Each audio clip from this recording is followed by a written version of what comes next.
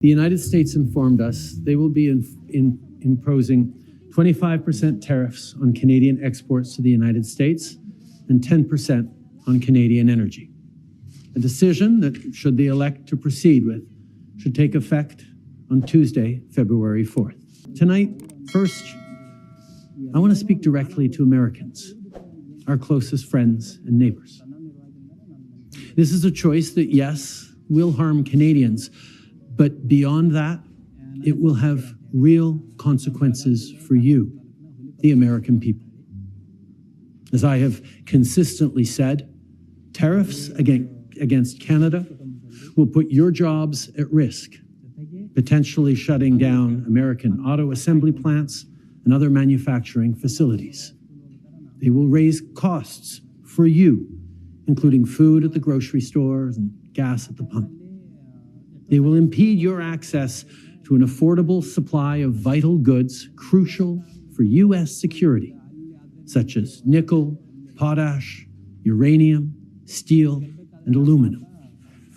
They will violate the free trade agreement that the President and I, along with our Mexican partner, negotiated and signed a few years ago. But it doesn't have to be this way. As President John F. Kennedy said many years ago, geography has made us neighbors, history has made us friends, economics has made us partners, and necessity has made us allies. That rang true for many decades prior to President Kennedy's time in office and in the decades since. From the beaches of Normandy to the mountains of the Korean Peninsula, from the fields of Flanders to the streets of Kandahar, we have fought and died alongside you. During your darkest hours, during the Iranian hostage crisis, those 444 days we worked around the clock from our embassy to get your innocent compatriots home. During the summer of 2005, when Hurricane Katrina ravaged your great city of New Orleans, or mere weeks ago, when we sent water bombers to tackle the wildfires in California. During the day the world stood still, September 11th, 2001, when we provided refuge to stranded passengers and planes, we were always there, standing with you, grieving with you, the American people. Together, we've built the most successful economic, military, and security partnership the world has ever seen. A relationship that has been the envy of the world. Yes, we've had our differences in the past, but we've always found a way to get past them. As I've said before, if President Trump wants to usher in a new golden age for the United States, the better path is to partner with Canada, not to punish us. Canada has critical minerals, reliable and affordable energy, stable democratic institutions, shared values, and the natural resources you need. Canada has the ingredients necessary to build a booming and secure partnership for the North American economy, and we stand at the ready to work together. Let's take a moment to talk about our shared border. Our border is already safe and secure, but there's always more work to do. Less than 1% of fentanyl, less than 1% of illegal crossings into the United States come from Canada. But hearing concerns from both Canadians and Americans, including the American president himself, we're taking action. We launched a $1.3 billion border plan that is already showing results, because we too are devastated by the scourge that is fentanyl, a drug that has torn apart communities and caused so much pain and torment for countless families across Canada, just like in the United States.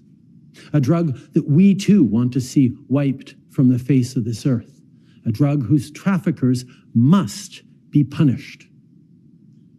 As neighbors, we must work collaboratively to fix this.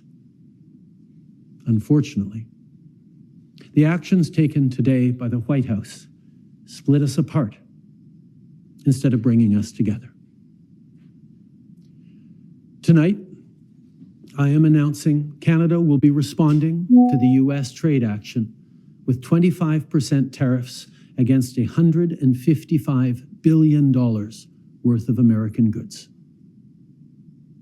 This will include immediate tariffs on $30 billion worth of goods as of Tuesday, followed by further tariffs on $125 billion worth of American products in 21 days' time to allow Canadian companies and supply chains to seek to find alternatives. Ce soir, j'annonce la réplique du Canada. Des tarifs douaniers de 25% sur 155 milliards de dollars de marchandises américaines.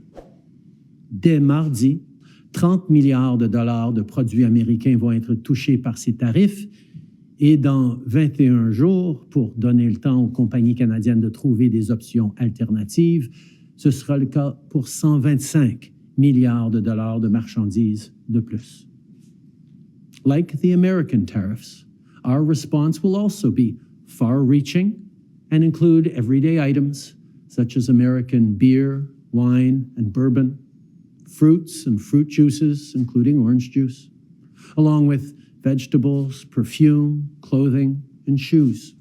It'll include major consumer products like household appliances, furniture, and sports equipment, and materials like lumber and plastics, along with much, much more. And as part of our response, we are considering, with the provinces and territories, several non-tariff measures, including some relating to critical minerals, energy, procurement, and other partnerships. We will stand strong for Canada. We will stand strong to ensure our countries continue to be the best neighbors in the world.